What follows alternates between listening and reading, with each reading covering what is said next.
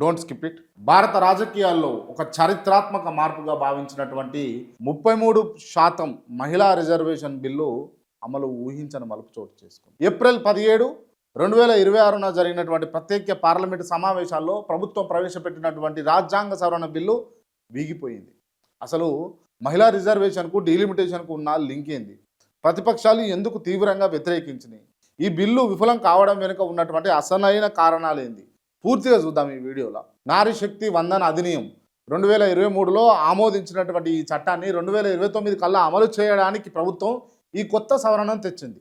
ముఖ్య ప్రాతిపదన ఏంది అని అంటే మహిళా రిజర్వేషన్ల అమలుకు డీలిమిటేషన్ నియోజకవర్గాల పునర్విభజనతో ముడిపెట్టడమే పెద్ద సమస్య అయిపోయింది. సీట్ల పెంపు విషయంలో లోక్సభ సీట్లను ప్రస్తుతం ఉన్నటువంటి 543 నుండి గరిష్టంగా 850 వరకు పెంచాలన్నది ప్రభుత్వం ప్రతిపాదించింది. ఏప్రిల్ 17న లోక్సభలో జరిగినటువంటి ఓటింగ్ మొత్తం కూడా 528 మంది సభ్యులు పాల్గొన్నారు. బిల్లుకు మద్దతు ఇచ్చింది మాత్రం 298 మంది ఎంపీలు మాత్రమే ఇచ్చారు. బిల్లును వ్యతిరేకించింది 230 మంది ఎంపీలు వ్యతిరేకించారు. మెజారిటీ ఓట్లు 298 వచ్చినప్పటికీ ఇది రాజ్యాంగ సవరణ బిల్లు కావడంతో ప్రభుత్వం ఆశించినటువంటి ఫలితం దక్కలేదు. సాధారణంగా బిల్లులకు సగం కంటే ఎక్కువ ఓట్లు వస్తే సరిపోతుంది. కానీ రాజ్యాంగ సవరణ జరగాలంటే 2 నిబంధనలు ఉంటాయి. సభలోని మొత్తం సభ్యుల్లో సగం కంటే ఎక్కువ మంది ఉండాలి. అదేవిధంగా హాజరై ఓటు వేసిన వారిలో 3/2 అంటే 2/3 మెజార్టీ ఉండాలి. ఆ రోజు హాజరైన వాళ్ళు 528 మందిలో 2/3 వంతు అంటే కనీసం 352 ఓట్లు వస్తేనే ఈ బిల్లు పాస్ అయ్యేది. ప్రభుత్వానికి కేవలం 298 ఓట్లు మాత్రమే రావడంతో మరో 54 ఓట్ల దూరంలో బిల్లు ఆగిపోయింది. ఓట్లు మెజార్టీగా ఉన్నప్పటికీ కూడా రాజ్యాంగ నియమం ప్రకారం అవసరమైనటువంటి 352 మార్కును అందుకోకపోవడంతో బిల్లు విఫలమైపోయింది. స్పీకర్ ఓం బిర్లా క్లియర్గా ప్రకటించేసిండు. అసలు డీలిమిటేషన్కు మహిళా బిల్లుకు లింక్ ఏంది అంటే మహిళా రిజర్వేషన్ల అమలు డీలిమిటేషన్తో ముడిపెట్టడాన్ని ప్రతిపక్షాలు తీవ్రంగా వ్యతిరేకించాయి.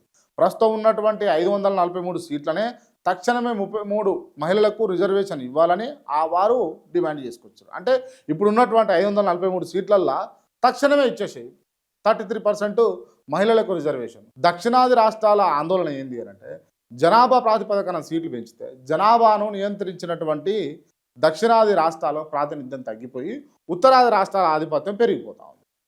ఈ ఆందోళననే వ్యక్తం చేశారు వాళ్ళు. ఓబీసీ కోటా అంటే రిజర్వేషన్లలో ఓబీసీ మహిళలకు ప్రత్యేక సబ్ కోటా ఉండాలని కూడా కులగణన జరగాలని పట్టుబడతా ఉన్నారు. ఏదో ప్రతిపక్షం రిజర్వేషన్లలో ఓబీసీ మహిళలకు ప్రత్యేకంగా సబ్ కోటా ఉండాలని కూడా దానికి సంబంధించి కులగణన జరగాలని పట్టుబడతా ఉన్నారు. రాజ్యాంగంపై దాడి మహిళా సాధికారత బిల్లు కంటే దేశ ఎన్నికల వ్యవస్థను మార్చే రాజకీయ ఎత్తుగడ అని రాహుల్ గాంధీ కూడా దీన్ని విమర్శించారు. కేంద్ర మంత్రి కిరణ్ రిజిజు మాట్లాడుతూ ప్రతిపక్షాలు చారిత్రాత్మక అవకాశాన్ని కాలరాశాయని మహిళల వ్యతిరేకంగా వైఖరిని ప్రదర్శించాయని విమర్శించారు.